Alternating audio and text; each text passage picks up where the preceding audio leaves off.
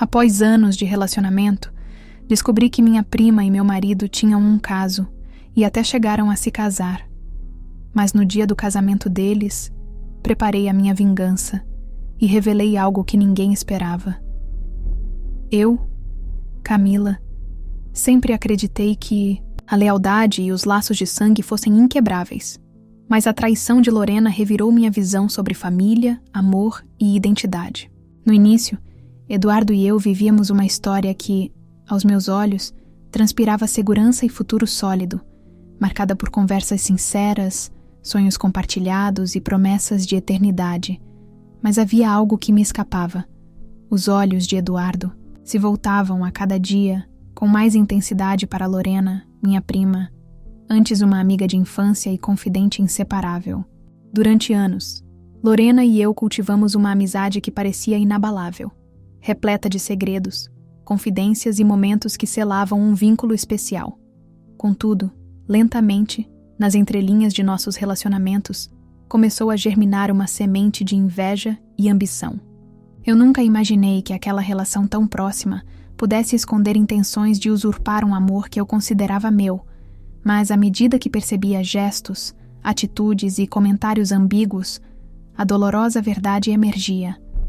Lorena desejava, secretamente, conquistar Eduardo, traindo não apenas a mim, mas a própria essência dos laços que sempre prezara. A dor se instalou de forma avassaladora quando, aos poucos, os pequenos indícios se transformaram em evidências incontestáveis.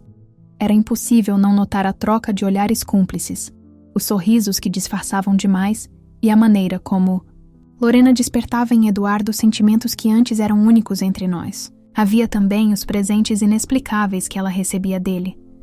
As coincidências de ambos estarem ocupados nos mesmos horários, as mensagens que Eduardo escondia quando eu me aproximava.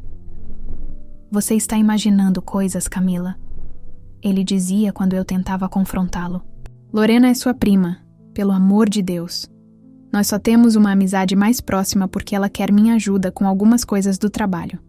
E eu, na minha ingenuidade, quase acreditava. Quase. Lembro-me de um jantar em família quando percebi. Eduardo observando Lorena com um olhar que eu conhecia bem, era o mesmo olhar que ele costumava dirigir a mim nos primeiros meses de nosso relacionamento. Um olhar de admiração, desejo e fascínio. Meu estômago revirou, mas mantive o sorriso no rosto, cortando a carne no prato com uma força desnecessária, como se aquele pedaço de bife fosse a personificação da minha angústia. Vocês viram o novo filme do diretor francês? Perguntei, tentando desesperadamente mudar o foco da mesa. Ninguém havia visto. A conversa morreu rapidamente, assim como uma parte de mim. Essa revelação me atingiu com a força de uma tempestade, mesclando fúria, tristeza e uma sensação de impotência que custava a acreditar que meu mundo, construído com tanto zelo, estava se desfazendo diante dos meus olhos. Passei noites inteiras sem dormir, revivendo cada momento, cada gesto suspeito, cada ausência inexplicada. As lágrimas já nem faziam mais sentido.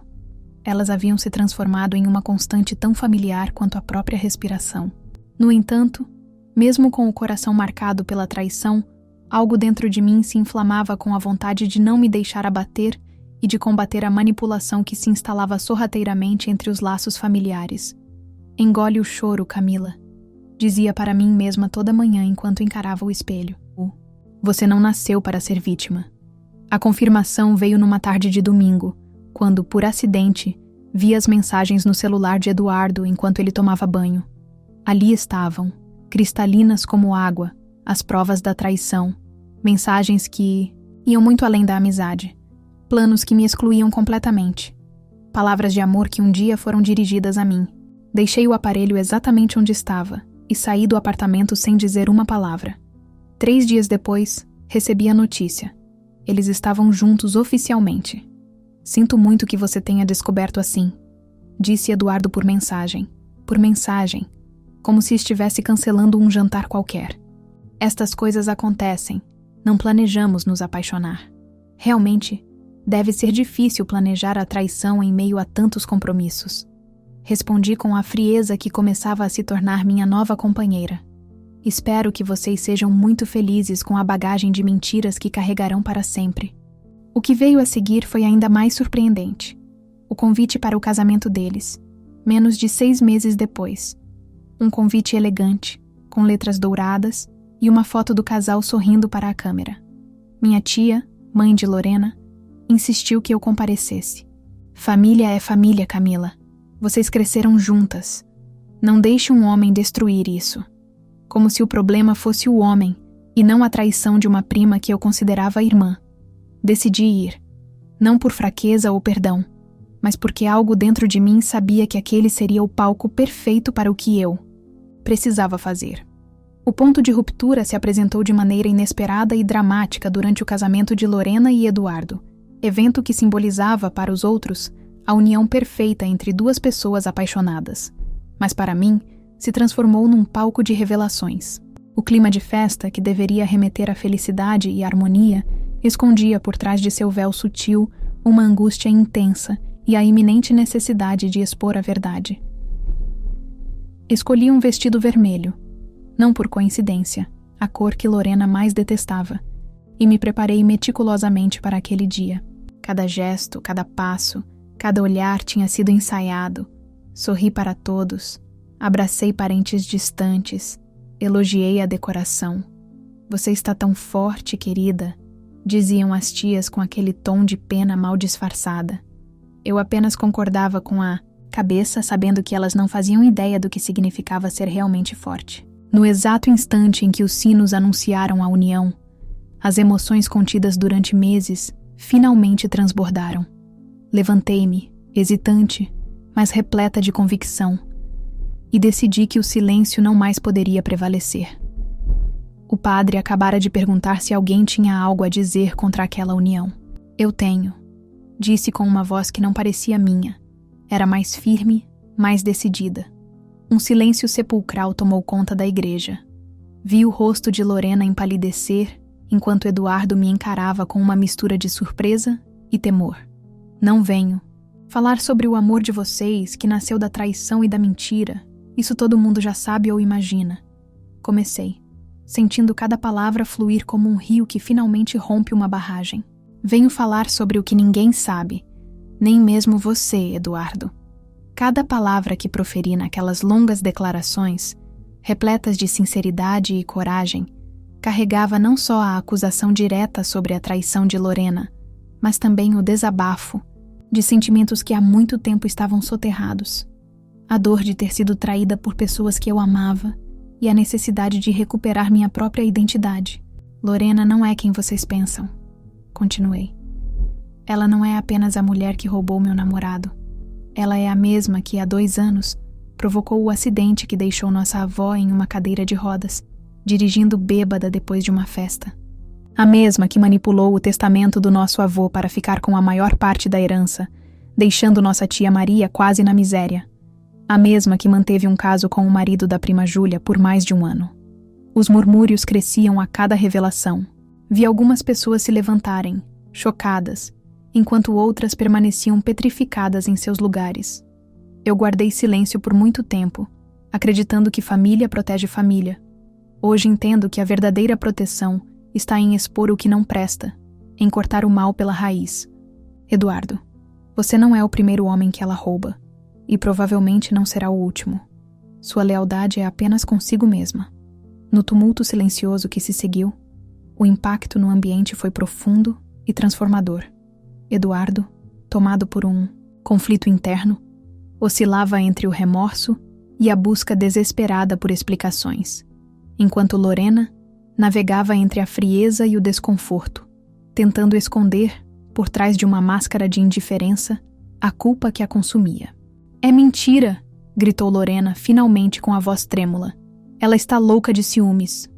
"Tão louca que tenho todas as provas aqui comigo", respondi, tirando da bolsa uma pasta com documentos, fotos e conversas impressas.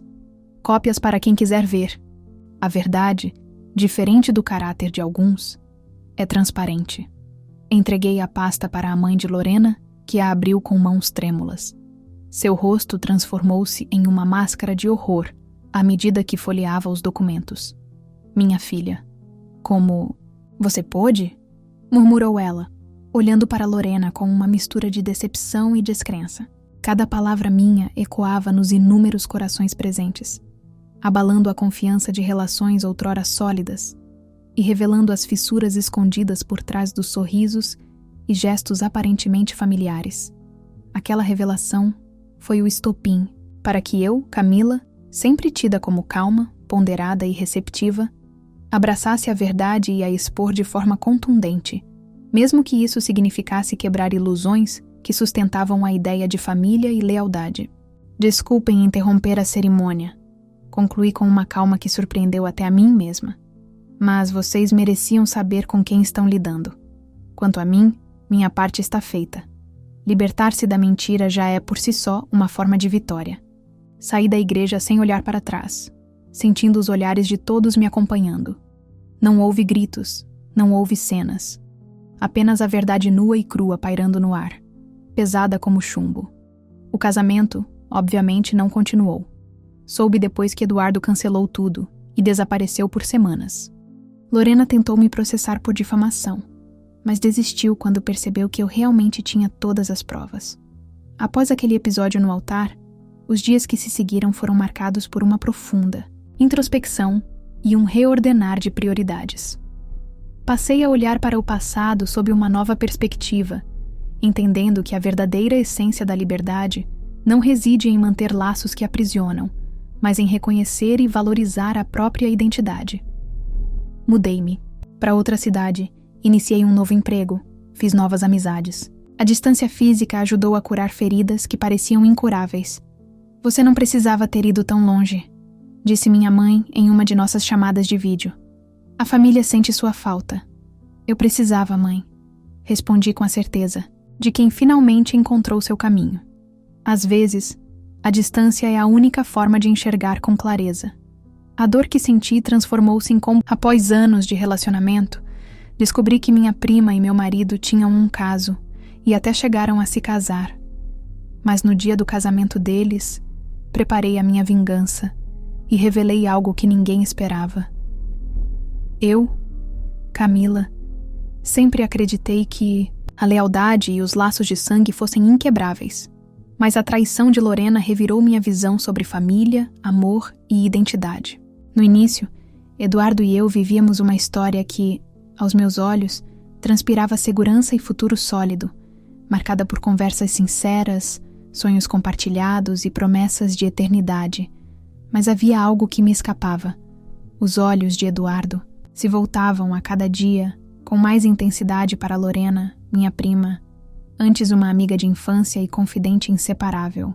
Durante anos, Lorena e eu cultivamos uma amizade que parecia inabalável, repleta de segredos, confidências e momentos que selavam um vínculo especial. Contudo, lentamente, nas entrelinhas de nossos relacionamentos, começou a germinar uma semente de inveja e ambição. Eu nunca imaginei que aquela relação tão próxima pudesse esconder intenções de usurpar um amor que eu considerava meu, mas à medida que percebia gestos, atitudes e comentários ambíguos, a dolorosa verdade emergia. Lorena desejava, secretamente, conquistar Eduardo, traindo não apenas a mim, mas a própria essência dos laços que sempre prezara. A dor se instalou de forma avassaladora quando, aos poucos, os pequenos indícios se transformaram em evidências incontestáveis. Era impossível não notar a troca de olhares cúmplices, os sorrisos que disfarçavam demais e a maneira como Lorena despertava em Eduardo sentimentos que antes eram únicos entre nós. Havia também os presentes inexplicáveis que ela recebia dele.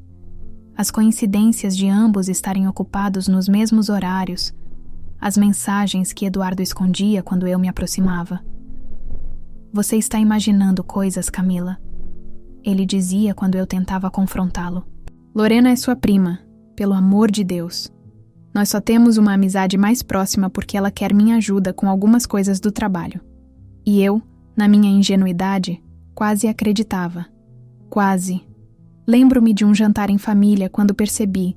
Eduardo observando Lorena com um olhar que eu conhecia bem, era o mesmo olhar que ele costumava dirigir a mim nos primeiros meses de nosso relacionamento. Um olhar de admiração, desejo e fascínio.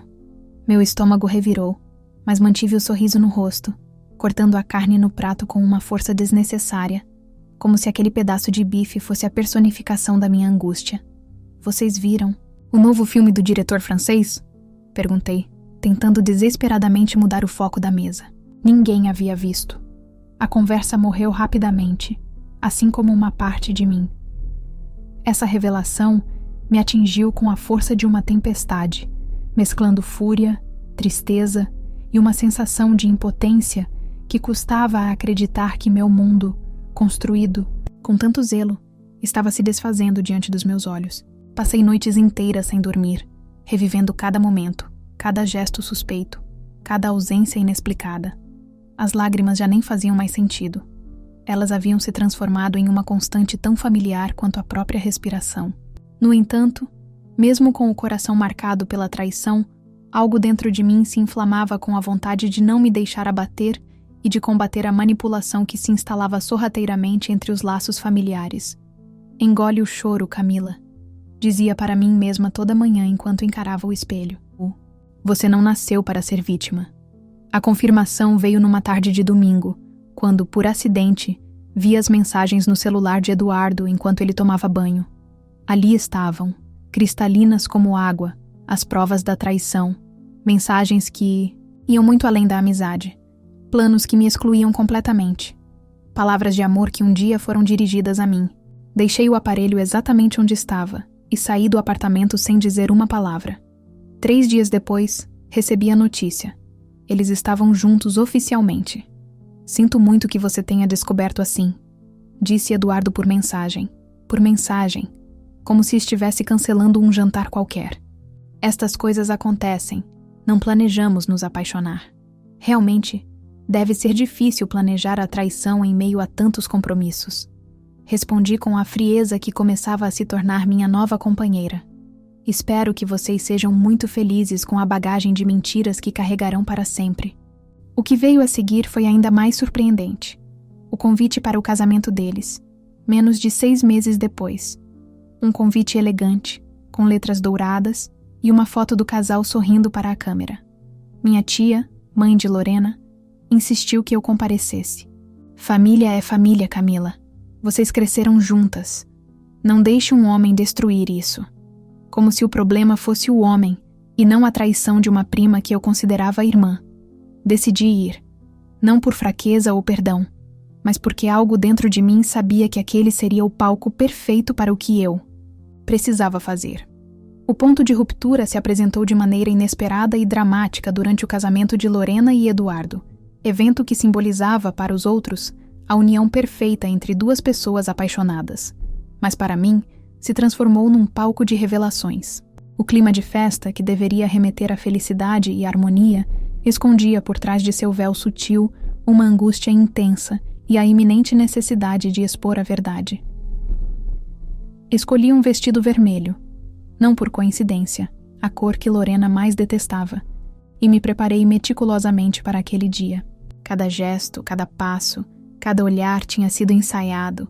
Sorri para todos, abracei parentes distantes, elogiei a decoração. Você está tão forte, querida, diziam as tias com aquele tom de pena mal disfarçada. Eu apenas concordava com a cabeça, sabendo que elas não faziam ideia do que significava ser realmente forte. No exato instante em que os sinos anunciaram a união, as emoções contidas durante meses finalmente transbordaram. Levantei-me, hesitante, mas repleta de convicção, e decidi que o silêncio não mais poderia prevalecer. O padre acabara de perguntar se alguém tinha algo a dizer contra aquela união. Eu tenho, disse com uma voz que não parecia minha. Era mais firme, mais decidida. Um silêncio sepulcral tomou conta da igreja. Vi o rosto de Lorena empalidecer, enquanto Eduardo me encarava com uma mistura de surpresa e temor. Não venho. Falar sobre o amor de vocês, que nasceu da traição e da mentira, isso todo mundo já sabe ou imagina. Comecei, sentindo cada palavra fluir como um rio que finalmente rompe uma barragem.